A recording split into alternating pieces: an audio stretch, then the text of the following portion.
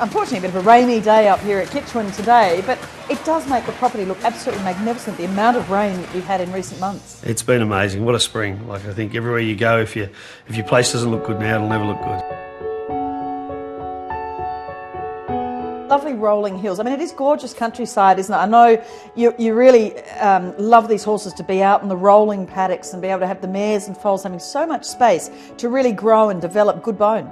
Yeah, that's right. We really emphasise the hills part of Kitchwin. You know, it's we find it's extremely important that the foals do, and the mares and the yearlings, all the babies right through, they do get up in the hills, and a lot of our horses don't come down onto this sort of lower country until they've either had a foal or they're about to foal. And it's been very successful so far, so we'll be pushing at that.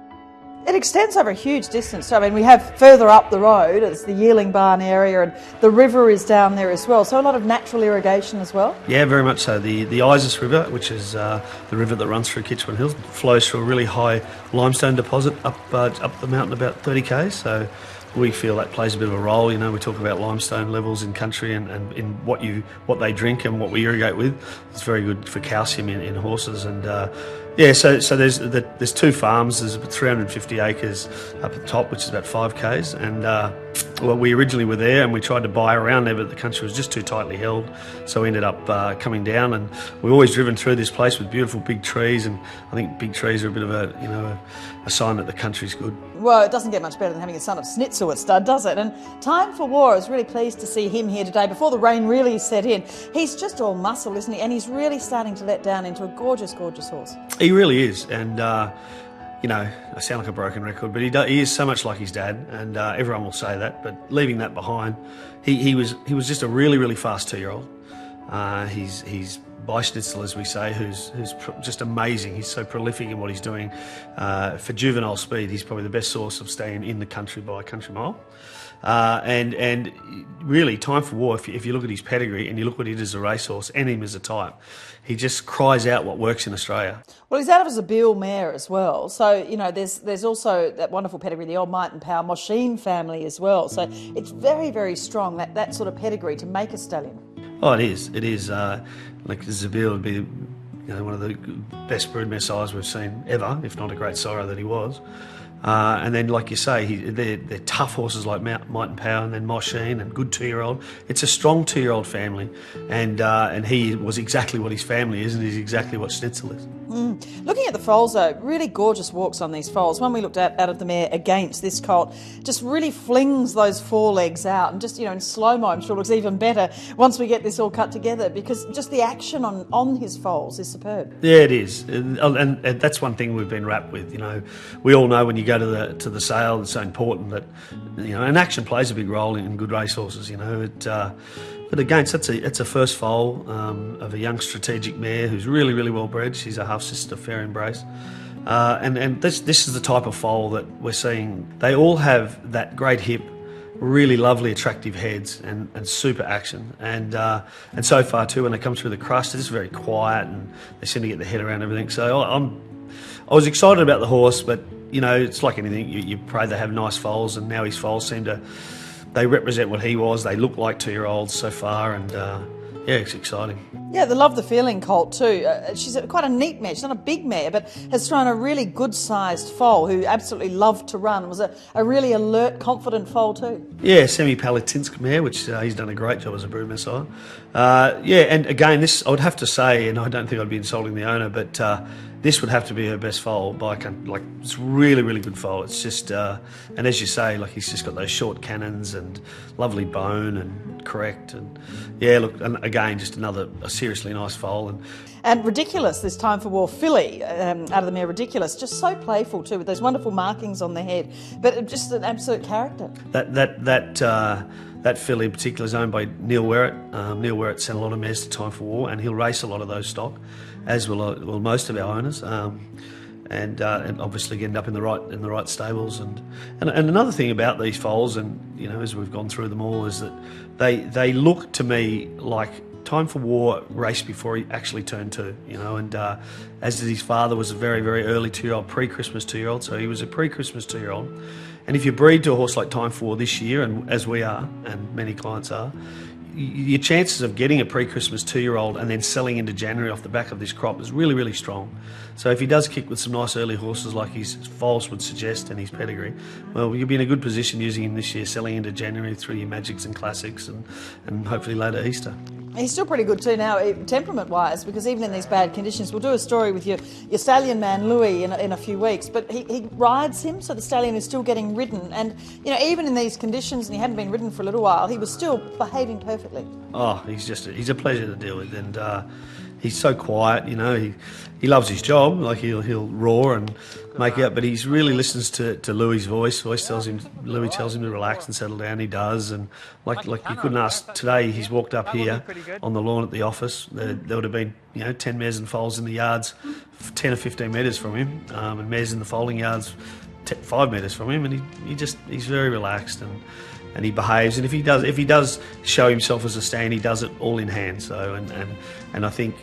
Louis plays a big role in that, but I do believe Time 4 has that great temperament that we see in these hopefully great stands. You have a really great staff. It's an international staff, isn't it, which we see at a lot of farms now? Yeah, it is. I must say, hand on my heart, we've got the best staff we've ever had, led by Pauline, who just does a terrific job running the farm. Louis, who we've met today, and Tom now, who's come on board and does a lot of the marketing with us and tweets and Facebook. He's up to scratch with all of that, which I'm a little bit lacking. But we really do have a great staff, and it's a huge credit to them that we are where we are, and very thankful.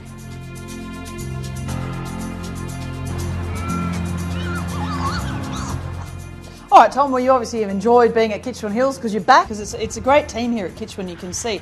But you're obviously involved, you're out there in the morning, you're involved in, what's happening with the stallions and also, as you said, yearlings and everything. It's still your forte, but you're also very much part of the whole marketing of Kitchwin. And Mick and the team, you all do a great job with actually getting a lot out on social media. Yeah, exactly. But I think the thing with Kitchwin is it's a big family ethos, and that comes from Di and Ray at the top farm. It all stems down from there. We do so much social media and work like that and bring clients close to the action, and that's what they love. All those videos, they feel part of it, and that's our big selling point, I think. Yeah, and it's great for the people owning horses such as Red Tracer. Well, she was born and bred here, the daughter of Dane Shadow, Group 1 winner. She has the Kitchwin brand on her shoulder as well. But I just loved her Medaglia d'Oro colt that we saw. He put on a real show. She was off to see Sebring as well today, but it's great to see that whole cycle of a mare such as her bred here and now having these wonderful foals. Yeah, bred by Jeff Grimmish, who's obviously a long-standing client, and bred out of Kisma, who's been an amazing mare for the farm. It's funny, it's a long old story, but no sales company wanted that mare. And as you see, she's not much of a looker, she's pretty small. But yeah, she's got a big engine in there to win the Maya and the Tats Tiara. And the Medaglia I saw was an absolute ripper. And we all know how good he is with the likes of Stern and Vancouver. So hopefully a good mating. Well, another mare we looked at with a gorgeous foal too, Go Indy Go. Well, she was obviously a Group 1 winner herself, and she's by Bernardini. She was a Group 1 winning 2-year-old, even more importantly, and a lovely Snitzel foal, and she's now gone to Exceed and Excel. So these mares are getting the best opportunities. Yeah, they're being given, well, that's again down to the clients, but they're being given every opportunity to excel in their second careers at stud. And obviously she's a great outcross, as you said, being by Bernardini. She's that quite big, scopy mare. As you saw, the Snitzel is an absolute ripper. And Exceed, we all know what a good job he's doing. The first 3 juvenile races this year, all won by his offspring, so we know how good he is. And hopefully he'll refine her a bit. She's quite a big, as I said, scopy mare. But again, the quality in this mare, you just have to pinch yourself. You walk onto the farm each morning, you're like, wow, Group 1 winner, Group 1 winner, Group 1 winner, and it's a fantastic opportunity. And a daughter of Galileo, well, probably the best stallion in the world, Gallant Test. She has this gorgeous Snitzel colt. She was a multiple group winner herself and has produced Rock Hero at stud too. So this fellow, he bucked and reared and just had the most gorgeous canter. Outstanding colt, absolutely outstanding. But a great mare as well, probably one of the best Galileos to race down here. As you said, dual Group 2 winner, listed winner at 2. Group 1 placed at 2 as well, so had lots of ability. I've gone back to Fastnet this year, chasing Rock Hero. And Fastnet's worked extremely well over Galileo. It's produced, I think, 4 Group 1 winners that cross, including the Oaks winner qualified. So there's lots to like about that. It's a great mating and an outstanding mare. Again, John Cordina's a long-serving client here, long-standing client. And it is an exciting time of year, isn't it? Because some of these horses, they will go to the sales, some will be retained to race on behalf of Kitchwin's clients. But it's great, looking ahead to see what these horses will do. I think that's probably the most exciting aspect of the job. You see them born and you see them all the way through, and luckily enough I get hands on, I'm out there with them as yearlings, helping with the weaning, and you just see them and you go to this, it's so exciting, especially with the pedigrees. They're just full of black type and they can make millions of dollars. That's what makes the job so enriching. That sort of quality we're dealing with day in, day out, go to sales, we have to promote them. But you see that Kitchwin Hills brand on their shoulder when they're winning those Group 1 races, it really makes it worthwhile. Red Tracer out in the middle of the track, and Floria trying to get the Diamond Earth with Red Tracer taking the lead with 100 metres left to go. It's a Group 1 day-to-day Red Tracer. She's racing away. Red Tracer has won from a photo. We did see Dane Shadow, who's been such a wonderful horse, hasn't he, for Kitchwin over so many years.